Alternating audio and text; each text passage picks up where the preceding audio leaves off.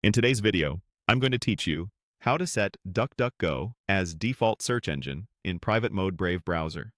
If you use Brave for its strong privacy features, pairing it with DuckDuckGo in private mode is a great way to keep your searches more focused on privacy.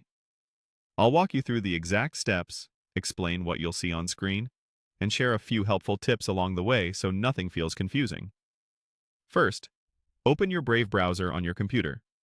These steps are for the desktop version of Brave, and while the layout can vary slightly by operating system or browser version, the options we need are in the same general place.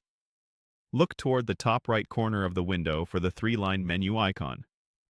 This is sometimes called the hamburger menu. Click it to open Brave's main menu, which gives you access to all the browser settings and tools. From that menu, click on Settings. Brave will open a new tab with its Settings dashboard. You'll notice a list of categories along the left side and the main content area on the right, where options change as you select each category. On the left sidebar, click Search Engine. This section controls which search service Brave uses when you type into the address bar, and it also lets you set a different default specifically for private windows. That's exactly what we want. In the search engine settings, find the area labeled Private Window. There will be an option to change which search engine is used when you open a private window. Click Change. This tells Brave you want to set a separate default for private browsing, leaving your regular Windows search engine untouched. A list of available search engines will appear. Choose DuckDuckGo from the list, then click Set as Default.